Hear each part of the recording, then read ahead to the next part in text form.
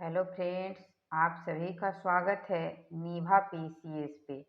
दोस्तों, आज हम लोग एसएससी जो बिहार एसएससी के लिए हम लोग सेट प्रैक्टिस स्टार्ट किए थे उसका सेट नंबर 4 करेंगे। इससे पहले हम लोग 3 सेटों का एनालिसिस कर चुके हैं। आप लोगों को पता होगा कि इसमें 75 क्वेश्चंस जो है वह जीके जीएस का रहता है और 75 क्वेश्चंस मैथ रीजनिंग का रहता है। तो हम लोग जीके जीएस और करेंट से अपडेट करके इस सेट का एनालिसिस करेंगे और यह जो सेट है वह खान सर के द्वारा प्रकाशित है। इस सेट में टोटल 27 इस प्रैक्टिस सेट की किताब में टोटल 27 सेट है, जिसमें 27 सेट में 7 PYQ सेट है और इसमें 20 प्रैक्टिस सेट है। तो हम लोग सभी प्रैक्टिस सेट और PYQ जो सीरीज है सेट उसका एनालिसिस करेंगे।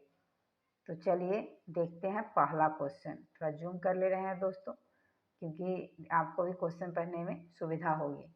और दोस्तों, बैकग्राउंड से अगर कुछ साउंड जाता है तो आप लोग उसमें कोऑपरेट कीजिएगा, क्योंकि बिहार में काफ़ी ज़्यादा बारिश हो रही है, बहुत टाइम से हो रहा है। अभी नाइट से ही आप लोगों के लिए अभी सेट हम रिकॉर्ड कर रहे हैं। तो चलिए देखते हैं पहला क्वेश्चन। जुते हुए खेत का प्रमाण सिंधु सभ्यता के किस स्थल से मिला है? तो यह कालीबंगा से मिला है। ऑप्शन ए सही है। सिंधु घाटी सभ्यता की बात करें तो इसकी खोज 1921 में हड़प्पा सभ्यता की खोज दयाराम साहनी के द्वारा किया गया था। इसे सिंधु घाटी सभ्यता को हड़प्पा सभ्यता भी कहा जाता है।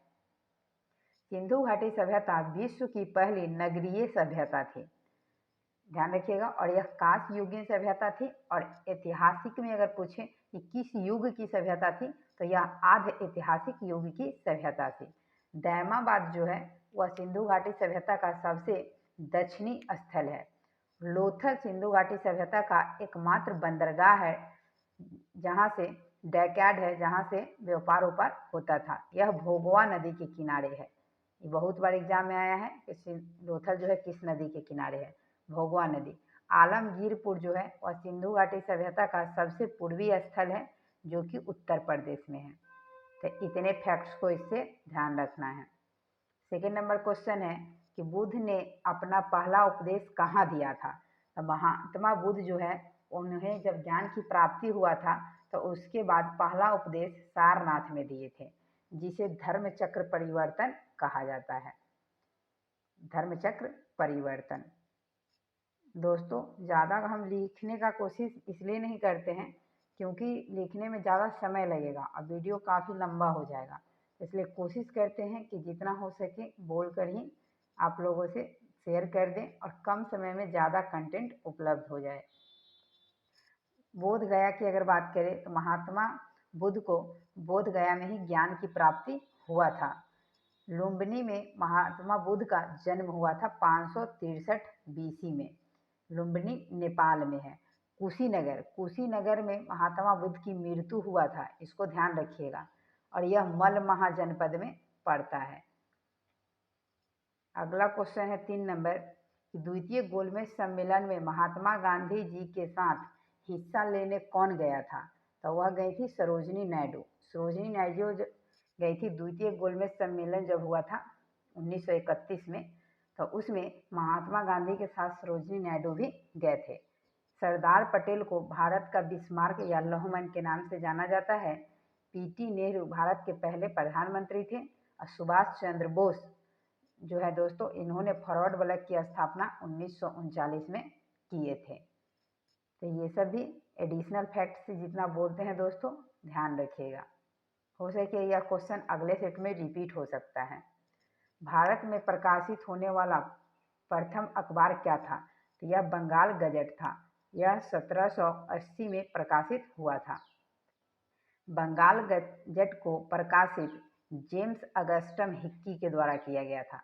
याद रखिएगा, जेम्स अगस्टम हिक्की। अगला क्वेश्चन है प्रार्थना समाज के संस्थापक कौन थे? तो यह थे आत्माराम पांडुराम। प्रार्थना समाज के संस्थापक आत्माराम पांडुराम थे। दयानंद सरस्वती आर्य समाज की स्थापना 1875 में बम्बई में किए थे। राजा राममोहन राय के द्वारा 1815 में आत्मीय सभा की स्थापना किया गया था।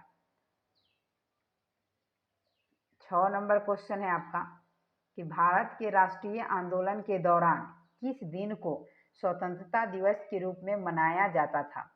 तो यह 26 जनवरी 1930 26 जनवरी 1930 को स्वतंत्रता दिवस के रूप में मनाया गया था। 26 जनवरी 1930 को भारत में पीटी नेहरू जब 1929 की लाहौर अधिवेशन हुआ था, इसमें इसकी अध्यक्षता पीटी नेहरू किए थे। इन्होंने इसी अधिवेशन में पूर्ण स्वराज की घोषणा कर दिए थे और रात के 12 बजे रावी नदी के तट पे इन्होंने भारतीय ध्वज को फहराया और पूर्ण स्वतंत्रता की घोषणा कर दी। तो दोस्तों ध्यान रखिएगा, इसी डेट को याद करने के लिए भारतीय संविधान को 26 जनवरी 1950 को लागू किया गया था, जबकि भारतीय संविधान बनकर तैयार 26 नवंबर 1949 को ही हो गया था। इसलिए 26 नवंबर को हम लोग विधि दिवस या संविधान दिवस मनाते हैं। 7 नंबर क्वेश्चन है कि काकोरी रेलगाड़ी लूटपाट की कल्पना राम प्रसाद बिस्मिल और डैश ने की थी? राम प्रसाद बिस्मिल और अस्तफरुल्लाह खां, ऑप्शन सी, इन्होंने किया था। रिकॉर्डेड यह पहले मुस्लिम थे जिन्होंने देश की स्वतंत्रता के लिए फांसी का सजा मिला था। महिलाओं के मताधिकार से संबंधित सफ्रागेट्स मूवमेंट किस देश में चलाया गया था? तो यह ग्रेट ब्रिटेन में चलाया गया था। महिलाओं को मताधिकार, वोट के अधिकार से यह संबंधित था।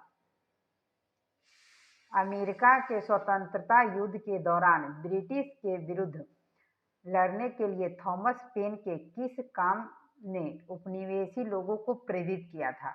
यह था सामाजिक संविदा, ऑप्शन बी बिल्कुल सही है। 10 नंबर क्वेश्चन है, भारत की संविधान सभा के अध्यक्ष कौन थे? तो यह थे डॉक्टर राजेंद्र प्रसाद। भारत की संविधान सभा के यह पहले अस्थायी अध्यक्ष थे। अगर पहले अस्थायी अध्यक्ष पूछा जाता दोस्तों तो डॉक्टर सच्चिदानंद सिन्हा होते, जो संविधान सभा की पहली बैठक 9 दिसंबर 1946 को हुआ था। इसी में सच्चिदानंद सिन्हा को अस्थायी अध्यक्ष चुना गया था। 11 दिसंबर 1946 की जो बैठक हुआ था उसमें डॉक्टर राजेंद्र प्रसाद को पहले अस्थायी अध्यक्ष बनाया गया था। डॉक्टर भीमराव अंबेडकर प्रारूप समिति के अध्यक्ष थे। प्रांतीय संविधान समिति के अध्यक्ष कौन थे? तो प्रांतों में संविधान समिति के जो अध्यक्ष थे वह थे सरदार पटेल। सभी प्रांतों को एक करने का जिम्मा जो है, जिसको हम लोग जिम्मेदारी कह सकते हैं, सरदार पटेल को दिया गया था, जिसमें 552 देशी रियासतें थी।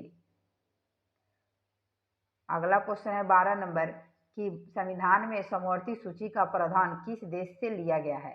तो यह ऑस्ट्रेलिया के संविधान से लिया गया है। संविधान के जो समवर्ती सूची है दोस्तों, इसमें केंद्र सरकार और राज्य सरकार दोनों को कानून बनाने का अधिकार रहता है और दोनों के कानून में अगर भेदभाव होता है, समान स्थिति में अगर टकराता है तो केंद्र सरकार के कानून मान्य होता है। 13 नंबर क्वेश्चन है, राज्य के अंदर संवैधानिक शासन व्यवस्था की असफलता पर राष्ट्रपति के शासन का प्रावधान किस अनुच्छेद में सूचीबद्ध किया गया है? तो राष्ट्रपति शासन अनुच्छेद 356 के अंतर्गत लगता है। 352 में राष्ट्रीय आपात है दोस्तों। भारत में 3 तरह के आपातकाल की घोषणा होता है। एक है राष्ट्रीय आपात जो आर्टिकल 352 में है, एक है राष्ट्रपति शासन आर्टिकल 356 में है और एक है वित्तीय आपात जो आर्टिकल 350 में है। तो वित्तीय आपात अभी तक भारत में एक बार भी नहीं लगा है। तो ये भी इम्पोर्टेंट क्वेश्चन बन जाता है कि भारत में वित्तीय आपात कितने बार लागू हुआ है? तो एक बार भी लागू नहीं हुआ है। अब वित्तीय आपात की चर्चा संविधान के अनुच्छेद 360 के अंतर्गत है। 14 नंबर क्वेश्चन है कि संविधान का कौन सा अनुच्छेद रूल ऑफ लॉ का विस्तृत उल्लेख करता है? तो यह है अनुच्छेद 1 के सी, ऑप्शन ए बिल्कुल सही है। 15 में है कि लिंग, जाति, धर्म या जन्म स्थान पे किसी भी व्यक्ति से भेदभाव नहीं किया जा सकता है। आर्टिकल 16 में है समानता का अधिकार। आर्टिकल 14 में है समानता का अधिकार और आर्टिकल 16 में है लोक नियोजन में समानता। तो इसको भी ध्यान रखिएगा। 15 नंबर में है भारत के केंद्रीय मंत्री को डैश की सलाह पर डैश द्वारा नियुक्त किया जाता है। तो यह राष्ट्रपति की सलाह पर प्रधानमंत्री के द्वारा नियुक्त किए जाते हैं। अगला क्वेश्चन है कि राज्यसभा में सदस्य बनने की न्यूनतम आयु सीमा है। तो राज्यसभा में किसी भी व्यक्ति को सदस्य बनने के लिए न्यूनतम आयु 30 वर्ष होना चाहिए। ऑप्शन बी सही है। राज्यसभा की बात करें तो राज्यसभा की चर्चा अनुच्छेद आर्टिकल नंबर 80 के अंतर्गत किया गया है और राज्यसभा एक अस्थायी सदन है, इसका विघटन नहीं होता है। राज्यसभा के सदस्यों का कार्यकाल 6 वर्ष का होता है। प्रत्येक 2 वर्ष के अंतराल पर राज्यसभा के 1/3 तिहाई जो सदस्य होते हैं वह पुनरावृत्ति होते हैं, इतना रिटायरमेंट होते हैं और 1 तिहाई सदस्य फिर से उसमें ज्वाइन करते हैं। 25 वर्ष की बात करें तो लोकसभा के लिए दोस्तों 25 वर्ष, लोकसभा की सदस्य बनने के लिए न्यूनतम आयु 25 वर्ष होना चाहिए और 35 वर्ष जो है वह राष्ट्रपति राज्यपाल बनने की न्यूनतम आयु है। 17 नंबर क्वेश्चन है पंचायत चुनाव के लिए योग्य व्यक्ति के लिए निर्धारित न्यूनतम आयु सीमा क्या है। तो यह है आपका 21 वर्ष। पंचायत चुनाव के लिए 21 वर्ष की आयु होना जरूरी है। 18 वर्ष दोस्तों मतदान करने की न्यूनतम आयु है। 25 वर्ष लोकसभा के सदस्य बनने की न्यूनतम आयु है। 30 वर्ष राज्यसभा के सदस्य बनने की न्यूनतम आयु है। ये चारों क्वेश्चंस को आप ध्यान रखिएगा। भारत की विदेश नीति आधारित है, किस पे आधारित है? तो यह गुट निरपेक्षता की नीति पे आधारित है। ऑप्शन ए सही है। 19 नंबर में है संयुक्त राष्ट्र महासभा में पहली बार हिंदी में कौन बोला था? तो यह अटल बिहारी वाजपेयी थे जो संयुक्त राष्ट्र महासभा में हिंदी में भाषण दिए थे। पीवी नरसिम्हा राव जब प्रधानमंत्री थे, इसी समय भारत में उदारीकरण, निजीकरण और वैश्वीकरण की नीति 1991 में आया था। निम्नलिखित में से कौन सा ग्रह नहीं है? तो सूर्य ग्रह नहीं है, सूर्य एक तारा है। पृथ्वी का सबसे निकट का तारा सूर्य है। बृहस्पति जो है दोस्तों यह सबसे जो है उसको हम लोग गर्म ग्रह के नाम से जानते हैं। सूर्य का सबसे निकट का ग्रह जो है वह बुध है और शनि को हम लोग कह सकते हैं, शनि जो ग्रह है वह पानी से भी हल्का ग्रह होता है जो कि पानी की सतह पे तैरता है। शनि ग्रह के चारों ओर छल्ले पाए जाते हैं। निम्न में से भूटान की मुद्रा कौन सी है? भूटान की मुद्रा का नाम जो है वह नगुल्टम है। ऑप्शन ए सही है। रुपया जो है वह भारत की मुद्रा है। डॉलर जो है वह यूएस है, अमेरिका की मुद्रा है और पाउंड जो है वह ब्रिटेन की मुद्रा है। तो हर देश की राजधानी और मुद्रा को दोस्तों याद कर लेना है क्योंकि यहाँ से एक क्वेश्चन रहेगा। ऊपरी वायुमंडल निम्नलिखित में से कौन से ग्रीन हाउस गैस नहीं है? तो नाइट्रोजन जो है वह ग्रीन हाउस गैस नहीं है। ग्रीन हाउस गैस के लिए सबसे मुख्य जिम्मेदार गैस कार्बन डाइऑक्साइड है। नाइट्रोजन जो है वह हमारे वायुमंडल में सबसे अधिक 78% है। कार्बन डाइऑक्साइड 0.03% है। मीथेन गैस को मार्स गैस के नाम से जाना जाता है। तो ये सभी एडिशनल क्वेश्चन भी ध्यान रखिएगा, अगला सेट में हो सके कि यह सब क्वेश्चन रिपीट देखने को मिल सकता है। मृत सागर कहाँ स्थित है? मृत सागर जो है वह कहाँ स्थित है दोस्तों? तो यह है आपका इजराइल में, इसके बॉर्डर से सटा हुआ है। ऑप्शन भी सही होगा। सोमासी प्रवाह देखा जाता है। सोमासी जो प्रवाह है वह हिंद महासागर में देखा जाता है। हिंद महासागर एक ऐसा महासागर है जिसका नाम देश के नाम पर पड़ा है।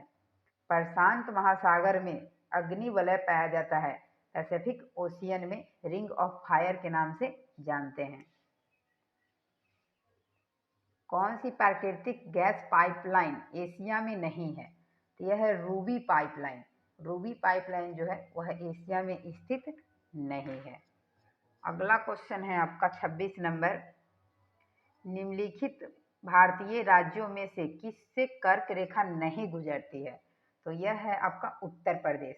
उत्तर प्रदेश से कर्क रेखा नहीं गुजरती है। कर्क रेखा जो है वह भारत के 8 राज्यों से होकर गुजरती है।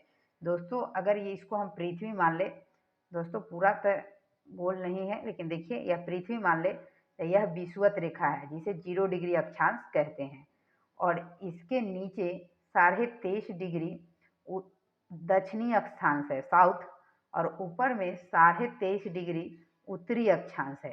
तो 23.5 डिग्री उत्तरी अक्षांश को हम लोग कर्क रेखा कहते हैं और 23.5 डिग्री दक्षिणी अक्षांश को हम लोग मकर रेखा कहते हैं। तो कर्क रेखा जो है वह भारत के 8 राज्यों से होकर गुजरती है। ये 8 राज्य कौन कौन है दोस्तों? तो याद रखिएगा, गुजरात, राजस्थान, मध्य प्रदेश, छत्तीसगढ़, झारखंड, पश्चिम बंगाल, त्रिपुरा और मिजोरम। तो देखिए दोस्तों टोटल 8 राज्य हो गए। अगला क्वेश्चन देखते हैं 27 नंबर। 27 नंबर में है कि भारत भूमि की सीमा उत्तर पश्चिम में किस देश से के साथ लगती है? तो मान लीजिए दोस्तों यह भारत है, यहाँ पे तो ये आपका उत्तर हो जाएगा और ये आपका पश्चिम हो जाएगा। तो उत्तर पर श्रीलंका जो है दोस्तों नीचे है, बांग्लादेश यहाँ पे है आपका उत्तर पूर्व में आ जाएगा, और म्यांमार जो है नीचे आ जाएगा दक्षिण पूर्व में, म्यांमार इधर है, और पाकिस्तान की स्थिति जो है दोस्तों यहाँ पर है। तो देख लीजिए पाकिस्तान यहाँ पर है, तो ये उत्तर और पश्चिम में पाकिस्तान से सीमा लगता है। ऑप्शन सी सही है। भारतीय राज्य सीमा में हिमालय का सर्वोच्च शिखर कौन सा है? भारतीय राज्य सीमा में हिमालय का दोस्तों पूछा जा रहा है, तो ये है आपका कंचनजंगा जो कि सिक्किम में है। कंचनजंगा कहाँ है दोस्तों? सिक्किम में। ऐसे भारत की सबसे ऊंची चोटी पूछा जाए तो वह केटू है, जिसे गॉडविन ऑस्टिन के नाम से जाना जाता है। नंगा पर्वत जो है वह उत्तराखंड में स्थित है, नंदा देवी उत्तराखंड। माउंट एवरेस्ट जो है वह नेपाल में है, जो विश्व की सबसे ऊंची चोटी है। इसकी ऊंचाई 8848 मीटर है। नया वाला बुक में दोस्तों 8849 या 8850 भी देता है, तो अकॉर्डिंग टू ऑप्शन हम लोगों को देखना है। ये जो माउंट एवरेस्ट है यह जो हमारा है वह बलित पर्वत है, नवीन बलित पर्वत का उदाहरण है। इसका सबसे नया वाला जो भाग है वह है आपका शिवालिक, और सबसे दक्षिणी भाग भी है, तो इसको भी याद रखना है। निम्नलिखित में से किस नदी का उद्गम भारत के बाहर है? तो यह है ब्रह्मपुत्र नदी। ब्रह्मपुत्र नदी जो है वह भारत के बाहर है। अगर हम लोग ब्रह्मपुत्र नदी की बात करें तो ब्रह्मपुत्र नदी को तिब्बत में सांगपो के नाम से जाना जाता है, और इसे अरुणाचल प्रदेश में या स्थानीय भाषा में दिहांग भी कहा जाता है। पश्चिम बंगाल में ब्रह्मपुत्र नदी को जमुना के नाम से जाना जाता है। ब्रह्मपुत्र नदी जो है दोस्तों, इसकी अगर हम लोग सहायक नदी की बात करें तो ब्रह्मपुत्र की सहायक नदी तीस्ता है, सुमनबेरी है, सुमनबरी, तो ये सब ब्रह्मपुत्र की सहायक नदी है। निम्नलिखित में से कौन सा जानवर भारत में स्थानीय प्रजाति, वो जानवर जो केवल एक ही भौगोलिक क्षेत्र में रहते हैं, का उदाहरण नहीं है दोस्तों पूछा जा रहा है? तो गाय नहीं है, क्योंकि गाय भारत के अलावा और सभी देश में भी पाए जाते हैं। राजकोषीय घाटे को कैसे परिभाषित किया जाता है? राजकोषीय जो घाटा होता है दोस्तों वह कुल व्यय, जिसे हम लोग राजस्व प्राप्तियां प्लस गैर पूंजीगत प्राप्तियां कहते हैं। तो कुल व्यय को हम लोग राजकोषीय घाटा कहते हैं, जिसमें राजस्व प्राप्तियां प्लस गैर पूंजीगत प्राप्ति दोनों को अगर हम लोग ऐड करते हैं तो यह राजकोषीय घाटा निकलता है। अगला क्वेश्चन है हमारा 32 नंबर। विद्यालय की इमारत के रख रखाव पर किया जाने वाला खर्च है। तो विद्यालय जो है उस पर जो रख रखाव करते हैं, जो रख रखाव के लिए खर्च करते हैं इमारत पे, वह पूंजीगत और विकास व्यय दोनों है, क्योंकि जो विद्यालय है दोस्तों उस पर जो खर्च हो रहा है वह विकासशील कार्य को ही करने के लिए हो रहा है। मान्यता अनुसार महाभारत की लड़ाई कुरुक्षेत्र में कितने दिन तक चली थी? तो यह 18 दिनों तक चला था। महाभारत की लड़ाई 18 दिनों तक चला था। कुरुक्षेत्र जो है वह हरियाणा में है दोस्तों, तो याद रखिएगा, कुरुक्षेत्र हरियाणा में है।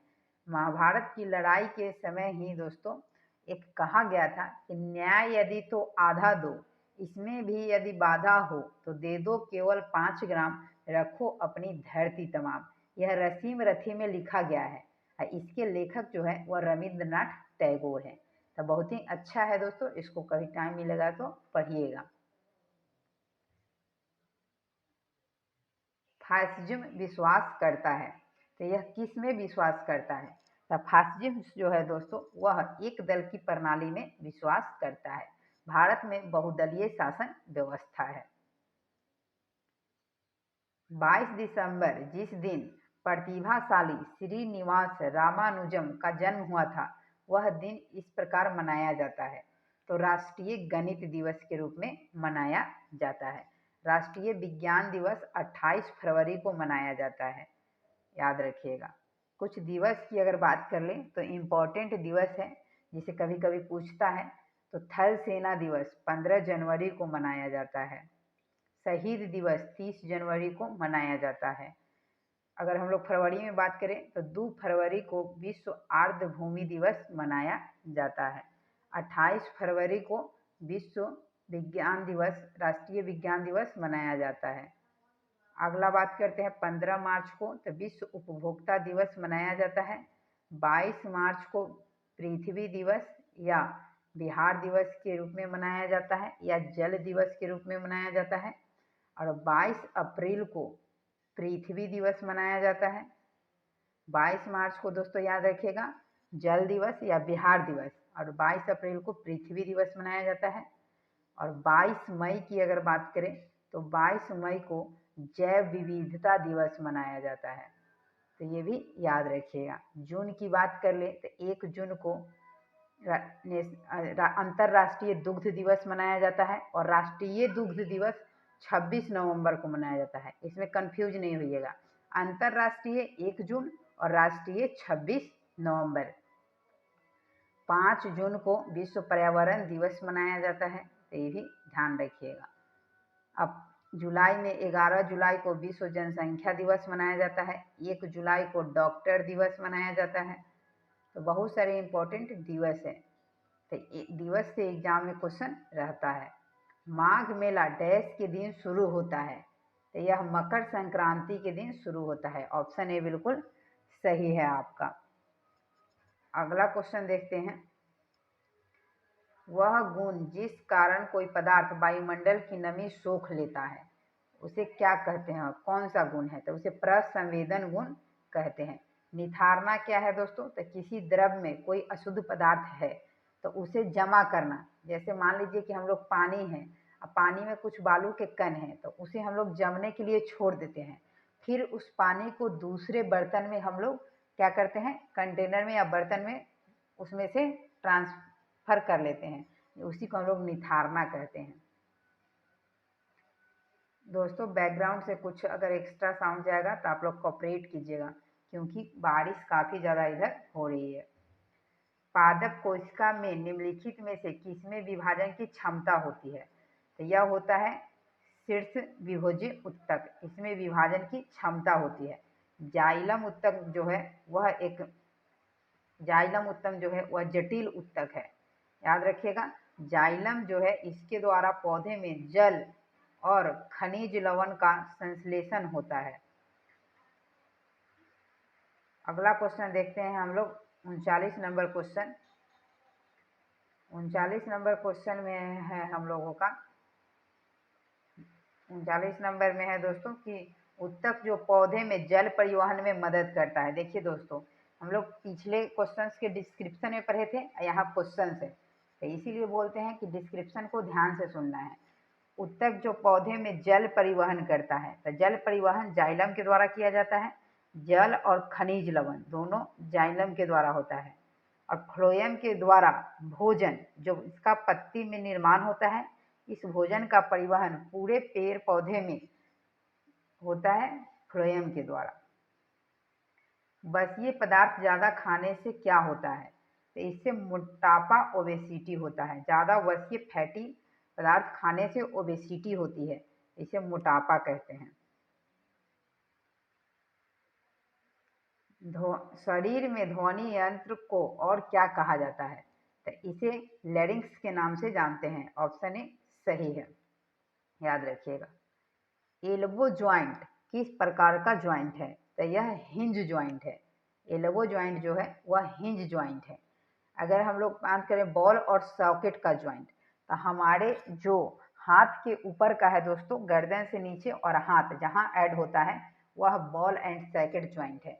दोस्तों पैर का घुटना ये भी बॉल एंड सॉकेट ज्वाइंट का एग्जाम्पल है। हिंज जो है दोस्तों वह एल्बो ज्वाइंट हिंड है। अगला क्वेश्चन है 43 नंबर कि वंशानुगत स्थानांतरण की इकाई क्या है? तो वंशानुगत जो स्थानांतरण होता है वह जीन के द्वारा होता है। जीन जो है वह डीएनए का इकाई होता है। कोशिका की अगर बात करें तो कोशिका की खोज सबसे पहले रॉबर्ट हुक 1665 में किए थे, जो कि मृत कोशिका थी, जो कॉर्क से प्राप्त किए थे। सबसे पहले जीवित कोशिका का खोज एंट्यूमन ल्यूमेनहॉक के द्वारा जल में, समुद्र में किया गया था। ये भी क्वेश्चन आया था कि कहाँ किया गया था? समुद्र में किया गया था। कोशिका के अध्ययन को हम लोग साइटोलॉजी कहते हैं, तो इसको भी ध्यान रखिएगा।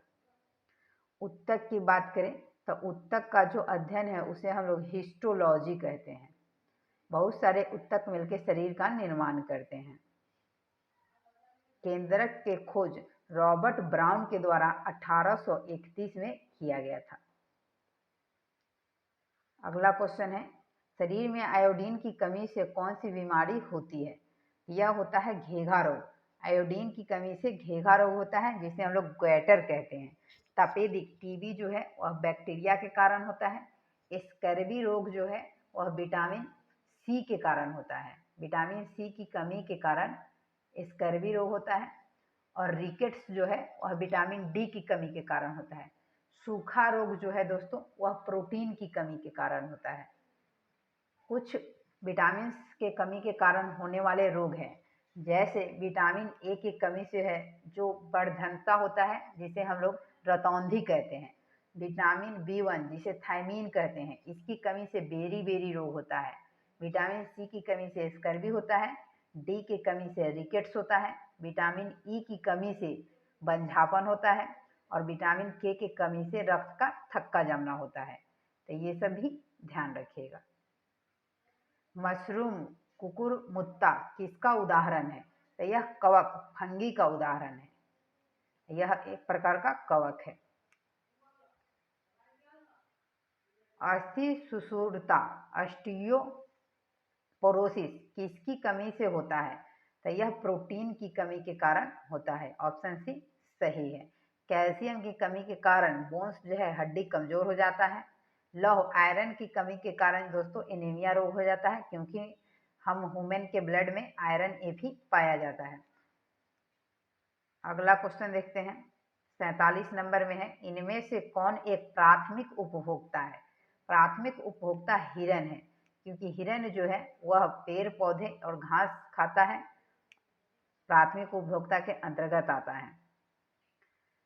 ऊर्जा का जो 10% नियम है कि प्रत्येक स्तर पर जब अगला ग्रहण करता है तो 10% ऊर्जा उसका ग्रहण करता है, तो प्रत्येक स्तर के बाद ऊर्जा में कमी आती है। तो यह 10% नियम जो है वह लिंडेमान के द्वारा दिया गया था। किन दो भौतिक राशियों के मात्रक समान होते हैं? तो देखिए दोस्तों, वेग और चाल दोनों का मात्रक समान होता है मीटर प्रति सेकेंड। बल, ऑप्शन ए में है बल एवं ऊर्जा, तब बल का एसआई मात्रक न्यूटन होता है, ऊर्जा का एसआई मात्रक जूल होता है। यहाँ त्वरण का एसआई मात्रक मीटर पर सेकेंड स्क्वायर होता है, वेग का एसआई मात्रक मीटर पर सेकेंड होता है और दूरी का मात्रक मीटर होता है। बल का मात्रक न्यूटन होता है या केजी मीटर पर सेकेंड होता है, तो याद एक स्क्वायर जिसे हम लोग 1 न्यूटन कहते हैं। तो आपका सही आंसर सी हो जाएगा कि मात्रक किसका समान होता है? तो वेग और चाल का मीटर प्रति सेकेंड। अगर हम लोग मात्रक की बात करें तो मूल मात्रकों की संख्या 7 है। यही 7 मूल मात्रकों की सहायता से व्युत्पन्न मात्रक प्राप्त किए जाते हैं। कुछ फेमस मात्रक हैं जो एग्जाम में पूछे जाते हैं, जैसे प्रकाश के वेग जो है दोस्तों, उसको हम लोग 3 गुने 10 के पावर 8 मीटर प्रति सेकेंड, और किलोमीटर में होगा दोस्तों तो 10 के पावर 5 किलोमीटर प्रति सेकेंड होता है। तो याद रखिएगा। ध्वनि का एसआई मात्रक डेसिबल होता है, ऊर्जा का एसआई मात्रक जूल होता है, आवेश का एसआई मात्रक कूलम्ब होता है, ध्वनि की आवृत्ति का मात्रक की बात करें तो हर्ट्ज होता है, विभव का एसआई मात्रक वोल्ट होता है, विभवांतर का एसआई मात्रक वोल्ट होता है, शक्ति का एसआई मात्रक वाट होता है। तो ये सभी क्वेश्चंस पूछे जाते हैं। विद्युत धारा का एसआई मात्रक एम्पियर होता है, प्रतिरोध का एसआई मात्रक ओम होता है, और प्रतिरोधकता का एसआई मात्रक ओम मीटर होता है। तो ये सभी एसआई मात्रक को रट लेना है, क्योंकि एग्जाम में एसआई मात्रक से एक क्वेश्चन रहेगा। देखिए दोस्तों, अभी तक जितने सेट किए हैं सभी में एक क्वेश्चन दिवस से और एक क्वेश्चन आपका मात्रक से पूछा ही जा रहा है। तो इसलिए इस टॉपिक को कंप्लीट करके ही एग्जाम में जाना है। एक पहाड़ी पर चढ़ते हुए वाहन का ड्राइवर गियर का अनुपात रखता है। तो गियर का अनुपात जो है वह 1 के बराबर या 1 से अधिक रखता है। ऑप्शन डी सही है। अगला क्वेश्चन है आपका कि एक गोली टकराती है और एक अनुप्रस्थ घर्षणहीन मेज पर परे एक ठोस ब्लॉक में फंस जाती है। इस प्रक्रिया में कौन सी भौतिक राशि सुरक्षित रहती है? तो किस भौतिक राशि को सुरक्षित रहती है जिसमें कोई हानि नहीं होता है? तो ये है संवेग में परिवर्तन। ऑप्शन बी बिल्कुल सही है। 51 नंबर क्वेश्चन है कि मात्रा स्थिर रखते हुए जब किसी पिंड की गति 2 गुनी की जाती है तो उसमें क्या परिवर्तन होता है? किसी भी पिंड की अगर मात्रा द्रव्यमान को स्थिर रख के उसकी गति को अगर 2 गुना करते हैं तो इसमें क्या रहता है दोस्तों? तो गतिज ऊर्जा जो है वह आपका 2, यहाँ देखिए पिंड की गति तो P बराबर mv, संवेग बराबर मास गुने वेग होता है। अगर उसकी मात्रा को स्थिर रखेंगे, इसको 2 गुना करेंगे तो संवेग भी क्या हो जाएगा? 2 गुना हो जाएगा। तो ऑप्शन बी सही है। 52 नंबर में है कि बहुत उच्च आवृत्ति की तरंग दैर्घ्य क्या होता है? तो जिसकी आवृत्ति उच्च होती है उसकी तरंग दैर्घ्य जो है वह छोटा होता है। और याद रखिएगा कि लाल रंग का तरंग दैर्घ्य सबसे ज़्यादा होता है और बैंगनी रंग का तरंग दैर्घ्य सबसे कम होता है। इसलिए विचलन की अगर बात करें तो सबसे कम विचलन जो है वह आपका लाल रंग का होता है और सबसे अधिक विचलन बैंगनी रंग का होता है। ध्वनि मापक इकाई को कहते हैं। ध्वनि किसमें मापा जाता है?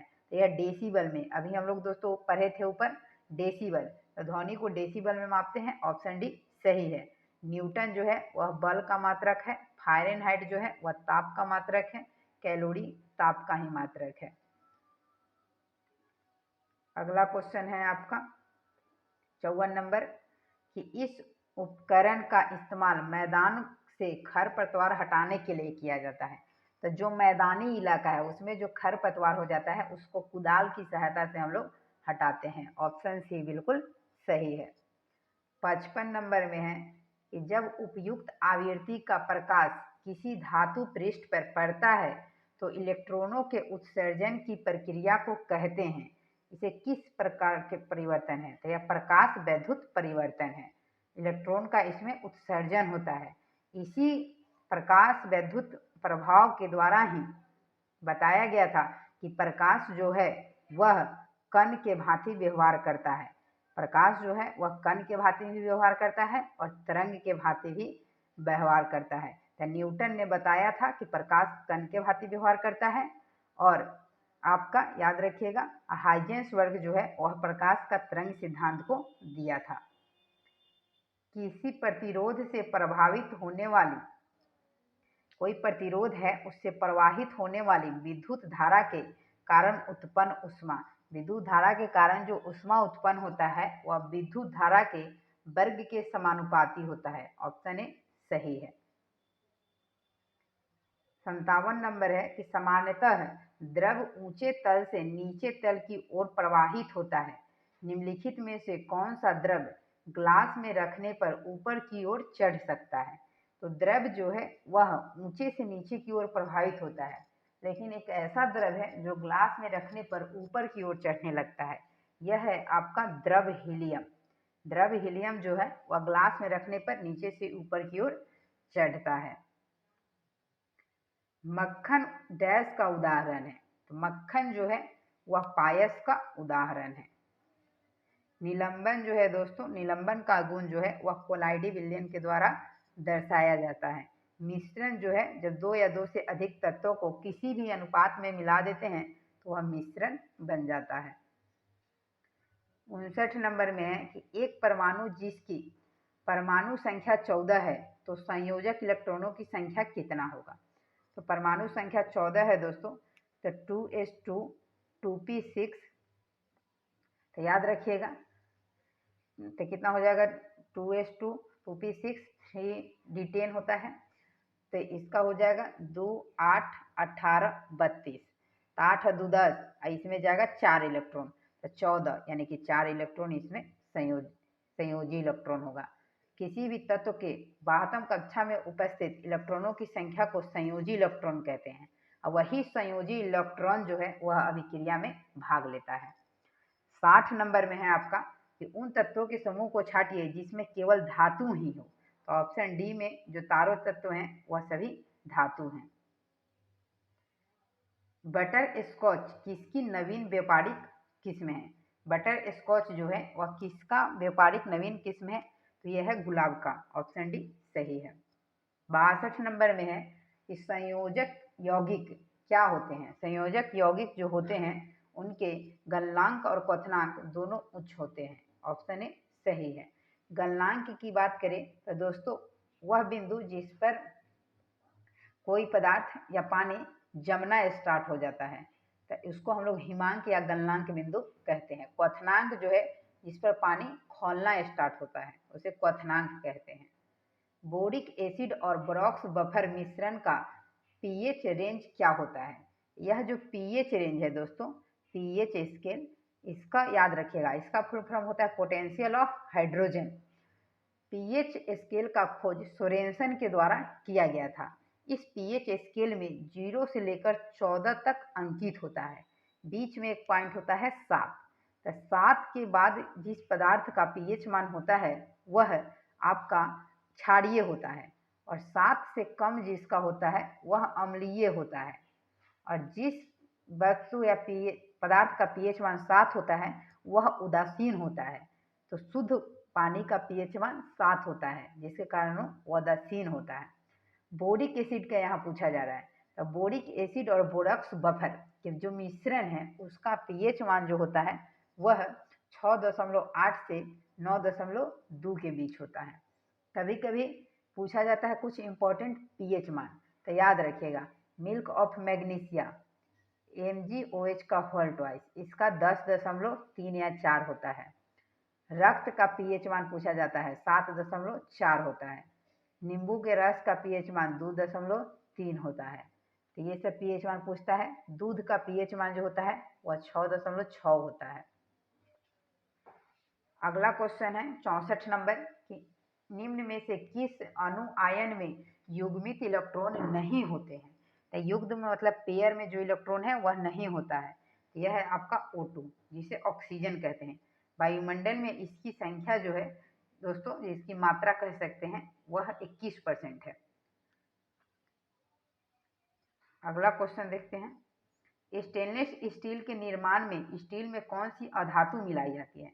जब स्टेनलेस स्टील की कोई भी बर्तन या कोई भी पदार्थ बनाया जाता है तो उसमें दोस्तों अगर हम लोग बात करें तो उसमें कौन क्या मिलाया जाता है, तो इसमें कार्बन मिलाया जाता है, ऑप्शन सी। 66 नंबर में है कि C60 के एक अणु में कितने षष्ठकोणीय एवं पंचकोणीय आकृति होते हैं। तो इसमें जो है दोस्तों 12 षष्ठकोण और 20 पंचकोण होते हैं, टोटल 32 आकृति इसमें होती है। देखते हैं 67 नंबर क्वेश्चन। 67 नंबर क्वेश्चन में है आपका, देखिए कि उदंतपुरी शिक्षा केंद्र निम्न में से किस राज्य में अवस्थित है। तो उदंतपुरी जो शिक्षा केंद्र है दोस्तों वह आपका बिहार में स्थित है। अगला क्वेश्चन है 68 नंबर कि सोन और गंगा नदी का संगम बिहार के किस जिले में स्थित है। तो सोन और गंगा जो है वह पटना में मिलता है। ऑप्शन बी सही है। प्रधानमंत्री नरेंद्र मोदी ने राजस्थान के किस शहर में महाजनसंपर्क अभियान शुरू किया था। महाजनसंपर्क अभियान, तो यह अजमेर में शुरू किया गया था। 70 नंबर क्वेश्चन है हाल ही में बालासोर में एक बड़ा हादसा हुआ। बालासोर किस राज्य में स्थित है। बालासोर में एक हादसा हुआ था, ट्रेन हादसा दोस्तों, आप लोगों को भी याद होगा, तो यह उड़ीसा में है। ऑप्शन सी।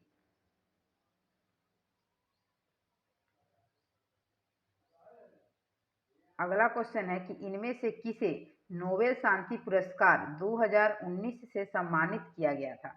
सही, नोबेल शांति का जो पुरस्कार है वह 2019 में जो है यह सम्मानित किया गया था अबी अहमद अली। ऑप्शन ए सही है।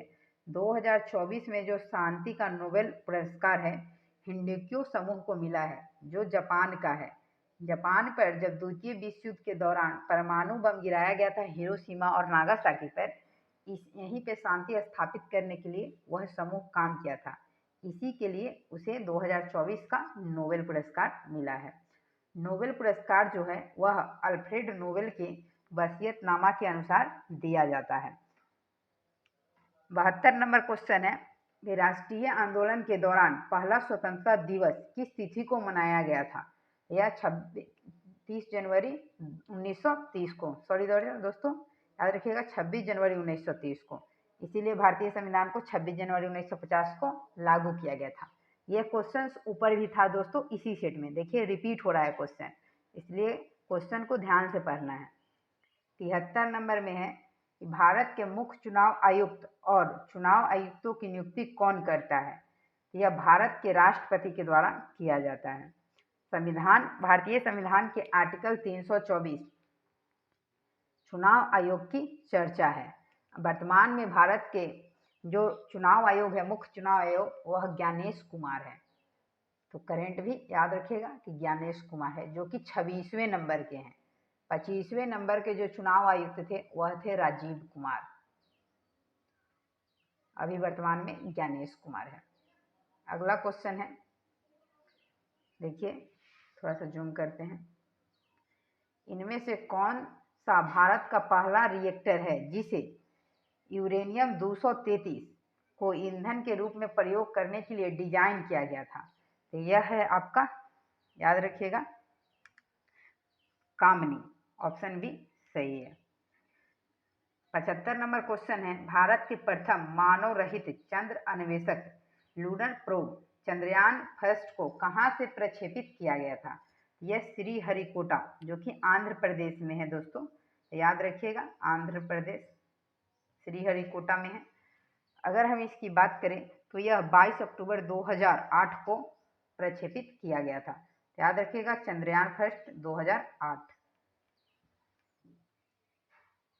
निम्नलिखित में से 76 नंबर में है, निम्नलिखित में से कौन 1923 में गठित स्वराज पार्टी के संस्थापक सदस्यों में से एक थे। तो ये थे CR दास।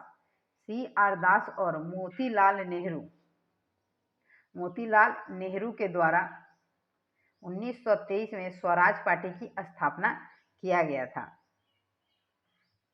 जवाहरलाल नेहरू की बात करें तो यह भारत के पहले प्रधानमंत्री थे। सुभाष चंद्र बोस 1939 में फॉरवर्ड ब्लॉक की स्थापना किए थे और बाल गंगाधर तिलक 1916 के लखनऊ अधिवेशन में इन्होंने नारा दिया था कि स्वराज मेरा जन्मसिद्ध अधिकार है, मैं इसे लेकर रहूंगा।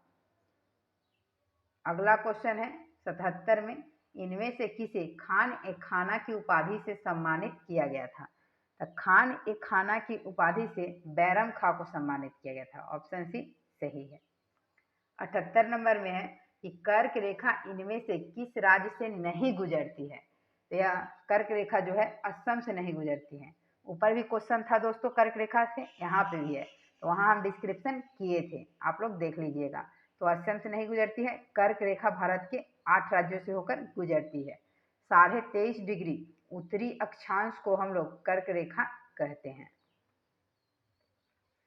79 नंबर में है कि भारत ने डैश में पहली बार क्योटो प्रोटोकॉल पर हस्ताक्षर किए और अपना समर्थन दिया था।